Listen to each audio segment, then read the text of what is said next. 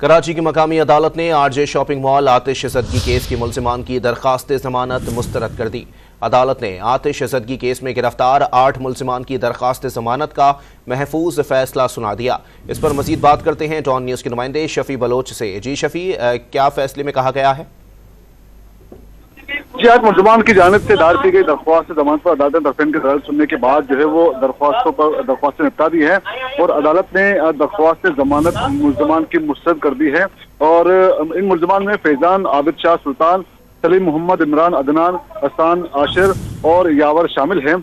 अदालत को बताया गया कि मदद अदालत के फैसले को जो है वो सिंध हाई कोर्ट में चैलेंज किया गया, जो चैलेंज किया जाएगा, और क्योंकि जो है उसमें बहुत से शवाहिद को नजरअंदाज किया गया है और मुल्ज़िमान के खिलाफ जो है वो कोई ठोस सबूत अब तक ना उनसे कोई कनेक्शन ना कोई लिंक अब तक साबित हुआ है और मदद अदालत ने केस के मेरिट को जो है वो नजरअंदाज किया है।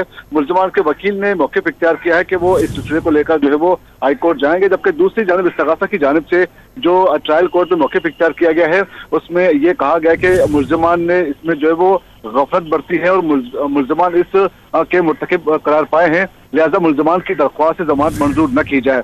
और इस पर यह खदशा भी जाहिर किया गया कि दरख्वास्त जमानत मंजूर होने पर अब मुल्ज़िमान जो है वो यहाँ से फरार होने का भी खदशा है, जबकि मुल्ज़िमान के वकील ने अदालत को बताया कि जमानत दी जाए चूंकि ये बेलेबल। इसके बाद जो है मुल्ज़िमान तफ्तीश में और अदालत में पेश होने के लिए भी जो है वो तैयार है, लेकिन अदालत ने दरख्वास्त जमानत मुस्तरद कर दी है। इसके बाद मुल्ज़िमान की जानिब से जो है वो दरख्वास्त ट्रायल जो है वो हाई कोर्ट में दायर किए जाने का भी इम्कान है। जी, बहुत शुक्रिया शफी बलोच अपडेट करने के लिए।